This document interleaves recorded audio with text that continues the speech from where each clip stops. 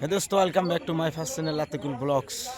So আমার Facebook বন্ধু বান্ধব সকল, আমার ইউটিউব বন্ধু বান্ধব সকল, আমার মুসলিম দাদাদের কারণে আসসালামু আলাইকুম, হিন্দু দাদাদের কারণে নমস্কাৰ। মই আজি আকৌ ৰাতিপুৱাই আহিলোঁ আমাৰ ধুবুৰী ডিষ্ট্ৰিক্ট জামাদাৰহাট ব্লক মেদৰতৰী পঞ্চায়ত মুণ্ডিয়া গাঁওখনৰ অৱস্থাখান দেখাবলৈ আহিলোঁ আকৌ ব্ৰহ্মপুত্ৰৰ সেই দৃশ্যখান দেখাবলৈ কাৰণে। তো ব্লক আমি ইয়াৰে পৰা আপোনালোকে চাওক, এইখন ঘৰ আমি 2 দিন আগতে চাই গৈছোঁ।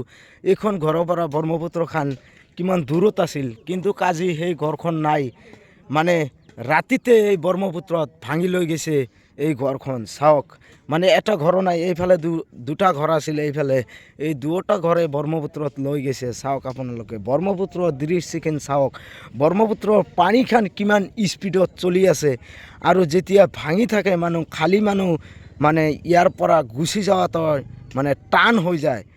এনেকৈ ছিষ্টেমত ব্ৰহ্মপুত্ৰখান ভাঙি আছে। চাওক এই ইয়াৰ দুখীয়া মানুহবিলাক চাওক কেনেকৈ কষ্ট কৰি আছে। নাই কোনো ৰাস্তা ঘাট, নাই কোনো মানে ব্যৱস্থা, মানে ইয়াতে যে কিবা কৰি কোনোবা জেগাত যাই পেলাই এখন ঠাই ল'ব, সেই ঠাইটো লোৱাৰ মানে ব্যৱস্থা নাই।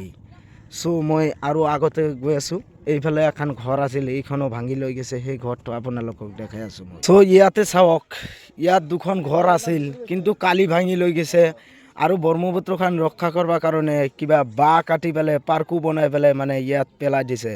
চাওক, আৰু এই ঘৰখনৰ অৱস্থাটো চাওক, এই ঘৰখনৰ মানুহবিলাক চাওক ক'ত বসবাস কৰি আছে। চাওক, না কোনো থকাৰ জেগা আছে, না ইয়াতৰ মানে ভাত চাত যে খাব সেই জেগাটো নাই। চাওক এই মানুহটো ক'ত ভাত বনাই আছে চাওক আপোনালোকে।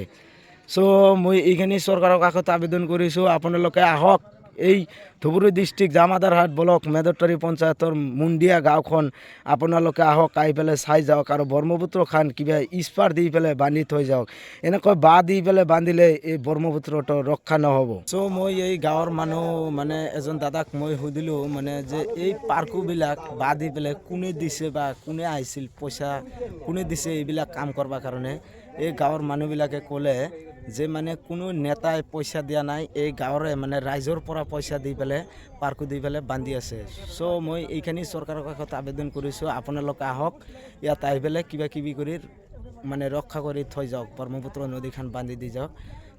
আজিৰ ভিডিঅ'টো এইখিনিয়ে আছিল, বেছি ডাঙৰ নকৰোঁ, ইয়াৰ মাজতে শেষ কৰি দিলোঁ।